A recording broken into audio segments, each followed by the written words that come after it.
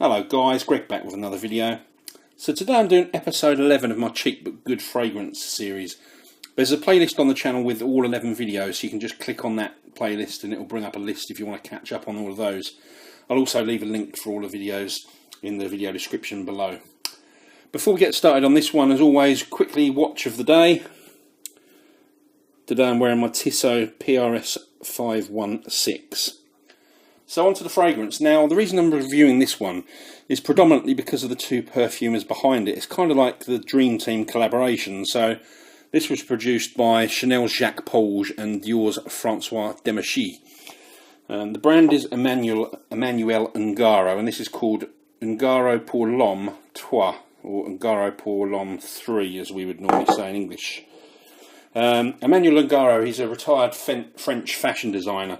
Quite a prominent brand. It's been situated in the couture fashion area in Paris for more than 50 years, and it sits alongside the likes of Givenchy and Prada and Giorgio Armani.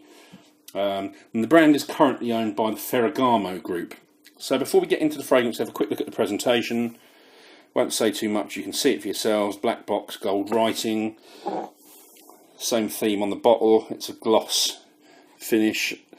Don't know whether you can see, we can see better there that the bottle actually undulates. Bit of a cheap plastic sprayer. Plastic cap. The spray is actually really good. Gives out a good distribution. So pretty good presentation for what's a pretty cheap fragrance, as we'll get to. So what do I actually get from Ungaro 3? There's three unmistakable notes that dominate this fragrance, and they're rose, vodka and lavender. It's got a big hit of rose in here, but it does still remain completely masculine. I'm not a rose fan, and if you don't like rose, don't let that put you off, because it's blended in a way that it doesn't give off an overpowering rose smell. The rose is a big part of it, but it is just that. It's just a part of the fragrance. And everything's blended perfectly with the other notes. So, and I'll say the rose in here is not like a light pink airy rose. It's more of a deep, dark, mysterious, almost black rose that's got some real balls to it. So at the top of the fragrance, it starts out with orange and a little bit of lemon, and you get a big blast of vodka. Now, I'll be honest and say it's more of a generically alcoholic smell than vodka. But vodka doesn't really have much of a smell to me anyway. Pretty quickly the fragrance becomes floral, but it's like a masculine floral. So the rose that I mentioned is the main player, but there's several other floral notes sitting behind it. Lavender's one of the key components, and there's definitely jasmine in here. I'm sure there's other floral notes, but I can't kind of break them down and pick out the individual notes. I'd sum up the floral element of this fragrance generally as being more of like a green floral effect. Green's quite a good word to describe the middle stage of this one, actually. It's green, earthy, mossy feel throughout the heart and into the base. Definitely a multi-layered fragrance, I'd say this one is.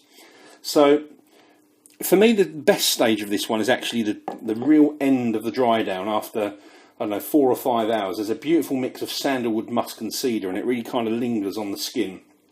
But at that stage, it's almost a skin sense. You really have to sort of dig your nose into your arm. You do get sort of some slight wafts of it, but it's a really great woody floral base.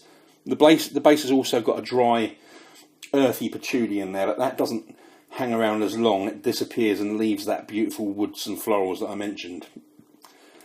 Now, although there are citruses and florals in here, I would describe the fragrance as being dark and mysterious, maybe even mystical. I know that sounds a bit sort of far-fetched and maybe stupid, but that's what I get from it. And it's supposed to be a fragrance for men that like to seduce, and it does have that seductive, maybe even sinister feel to it.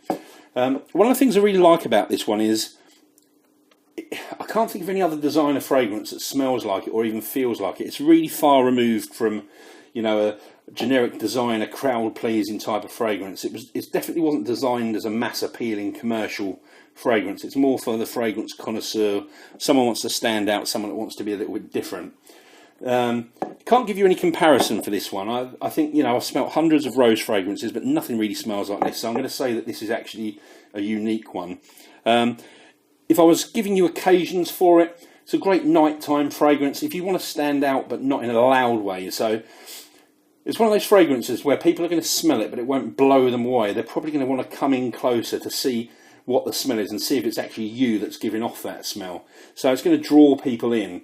It's not going to shout loudly and announce your presence. It's more sort of subtle and classy than that.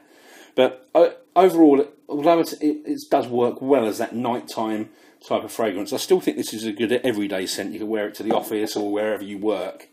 In terms of seasons on this, I'd wear this at any time of year, apart from when the temperature is above, I guess, 25 degrees Celsius, which is what, 75-ish Fahrenheit. So any temperatures below that, this is fine.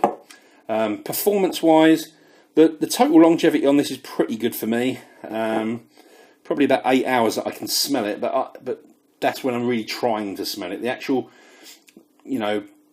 detectable part is a lot less than that. The projection's only moderate on my skin, so probably only a couple of hours that you can really smell it without really trying to. But I don't care about that. I always say that I take a decant of fragrances out with me, and I'll just reapply after a couple of hours. So I'm not really bothered if it only lasts noticeably for a few hours. Value. Now, this has got to be one of the best bang for buck fragrances out there. This 100ml bottle you can pick up for less than £20 in the UK. Phenomenal value for a really well put together fragrance. So rating. Now, this isn't one of my personal favourites. I appreciate this as a piece of work, and I think it's a very good fragrance. It's superbly done. But my subjective rating of how much I enjoy it is a 7 out of 10. If I was trying to be more sort of objective, taking into consideration everything and the art and all that kind of thing, especially the price as well, it'd probably, objectively be a bit higher. But for me personally, and that's the way I go with my reviews, it's a 7 out of 10 for me. So there you go, guys. That's another really good cheap fragrance for you to perhaps think about trying. Thanks for watching. Hope you enjoyed it. Please do leave a comment if you've tried this one. Please subscribe to the channel. Leave a thumbs up. Click the little bell next to the subscribe button so you get notifications of any videos. And finally, just for any of you who don't know, I do have an online store where there's over 500 different fragrances that you can pick up in sample sizes, varying from 1ml up to 50ml in some fragrances. If you're outside of the UK, you can't actually order from the website, but you can email us to discuss orders and we can sort that out. So the web address and the email address are in the video description below. So thanks again, guys. I will see you all very soon. Cheers.